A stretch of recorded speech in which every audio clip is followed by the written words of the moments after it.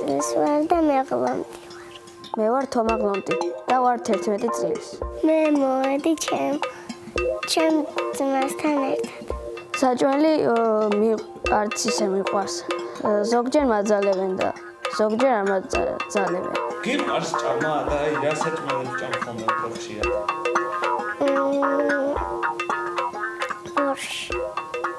ბორში გიყვარს?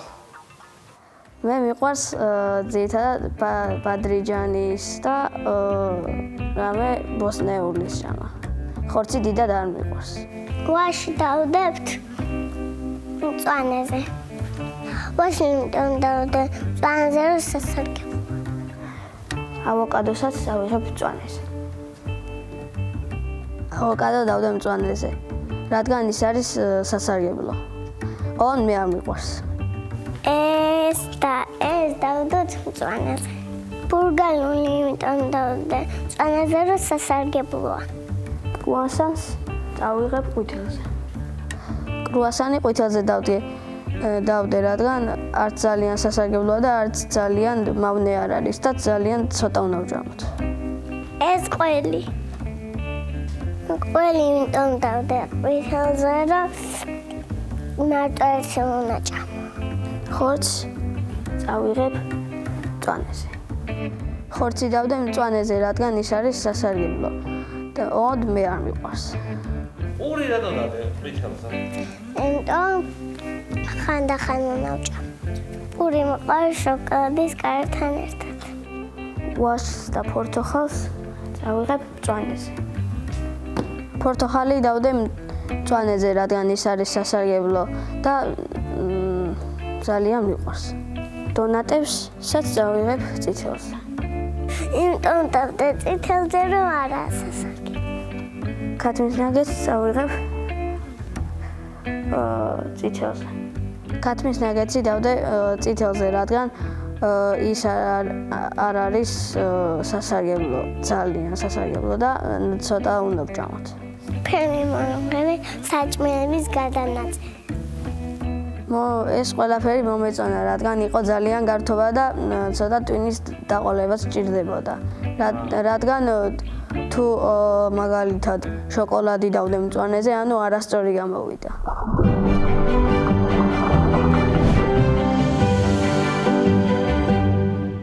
უნდა დავეთანხმოთ თომას, რომელმაც ძალიან კარგად მოუყარა თავი ამ რუბრიკას ერთ წინადადებაში.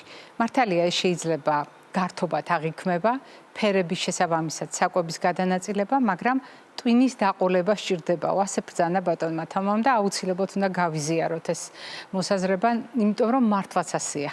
ჩვენ გაცნობიერებულად ვაკეთებთ ამ არჩევანს და თუ დააკვირდებით, როგორ აკეთებდა არჩევანს ელენე, ან როგორ აკეთებდა არჩევანს თომა, აუცილებლად ამოვიცნობთ, როგორი გავლენა აქვს უფროსების მიერ დამკვიდრებულ სტერეოტიპებს. რა არის სასარგებლო, რა არ არის სასარგებლო. მიუხედავად იმისა, როგორი დამოკიდებულება აქვთ მათ საკვები პროდუქტების მიმართ. მაგალითად, როდესაც ელენე ირჩევს ბულგარულისთვის მწვანე ზონას, ხაზგასმით ბრძანებს, რომ სასარგებლოა და იმიტომ აირჩია. აგრეთვე მწვანე ზონაში მიუჩინა ადგილი თომამ ავოკადოს და მიუხედავად იმისა, რომ გემო საერთოდ არ მოსწონს, ჩათვალა, რომ მწვანე ზონაში უნდა დააბინაოს ეს პროდუქტი, თუნდაც იმიტომ, რომ იგი სასარგებლოა. დამოკიდებულება ბავშვების მოზარდების კიდევ ერთხელ ზრდის ჩვენს პასუხისმგებლობას. თუ თქვენ ამ რუბრიკას გაყვებით, აღმოაჩენთ, რომ ხშირ შემთხვევაში ბავშვები, მოზარდები სწორედ ამ ნიშნით ალაგებენ პროდუქტებს, რა არის სასარგებლო, რა არ არის სასარგებლო, რა არის მათთვის მისაღები საგემოვნო თვალსაზრისით, რა უყვართ და რა არის გემრიელი. თქვენ მეტყვით, რომ უფროსებიც ასე ვიქცევით, რასაკვირველი ასე ვიქცევით, მაგრამ ძალიან მნიშვნელოვანია ის ჩარჩო, რომელიც ხშირად არის ხოლმე შექმნილი პატარებისთვის. და აი ასეთ შემთხვევაში აუცილებლად ვეტყვით თომას, შეცდომა არ არის შოკოლადს მიუჩინოთ მწვანე ზონაში ადგილი. დიახ, შავი შოკოლადისთვის ძალიან ბევრჯერ შეიძლება მოვძებნოთ არგუმენტი იმისთვის, რომ ის სწორედ მწვანე ზონაში მოხვდეს და არა ყვითელში ან წითელში. და თუ პროდუქტებზე ვსაუბრობთ, მაგალითად ზომიერება საჭიროა თუ არა, თომას უნდა დავეთანხმოთ, რომ დიახ, ზომიერება საჭიროა, ისევე როგორც გადამუშავებული დამუშავებული პროცესირებული პროდუქტების მიმართ მეტი სიფრთხილეა საჭირო. მოკლედ, ეს რუბრიკა არის ძალიან კარგი ინდიკატორი იმისა, როგორია საზოგადოების ინფორმირებულობის დონე კვებასთან დაკავშირებით და სად არის სტერეოტიპული შეცდომები, რისი გამოსწორებაა საჭირო და რაზე ღირს დაფიქრება ოჯახურად, ყველა ერთად რომ შევიკრიბებით და შემდეგ ერთმანეთს გაუზიარებთ გამოცდილებას. ჩვენ აუცილებლად გავაგრძელებთ საუბარს და რამდენიმე წამში ჩვენ იმ საკითხებს შევეხებით, რომელიც ადამიანის ცხოვრების სხვადასხვა ეტაპზე ხდება აქტუალური.